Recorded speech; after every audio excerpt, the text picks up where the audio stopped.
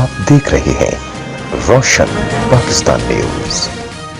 بھی چڑھ جائے اور اس کے اوپر سود بھی اتنا زیادہ ہو تو جب تک کہ ملک اب اپنے آپ کو تبدیل نہیں کرتا ہم آگے مزید اور ان قرضوں میں ڈوبتے جائیں گے۔ اس کو کہتے ہیں ڈیٹ ٹریپ۔ ڈیٹ ٹریپ کا مطلب ہوتا ہے جب آپ قرضے لیتے ہیں قرضوں کے اوپر سود دینے کے لیے، تو اس سے نکلنے کے لیے صرف طریقہ ایک ہے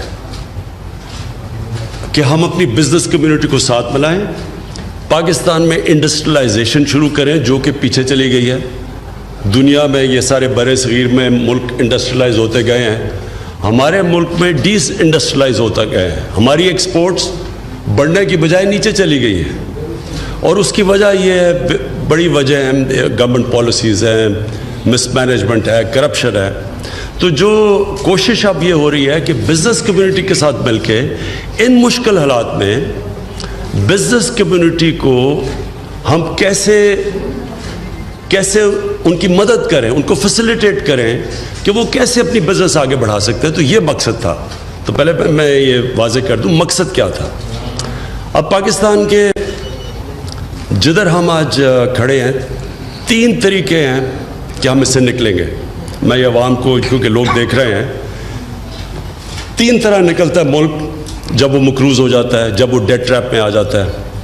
میں آسان کرنے کے لیے لوگوں کے لیے جو دیکھ رہے ہیں، جو یہ ڈیفیسٹس اور وغیرہ وغیرہ نہیں سمجھیں گے، ایک گھر کے اوپر قرضہ چڑھ جاتا ہے، گھر مقروض ہو جاتا ہے۔ جب وہ گھر مقروض ہو جاتا ہے تو اس کے پاس صرف 2 راستے ہو جاتے ہیں کہ ایک وہ اپنے آمدنی بڑھائے، دوسرا خرچے کم کرے۔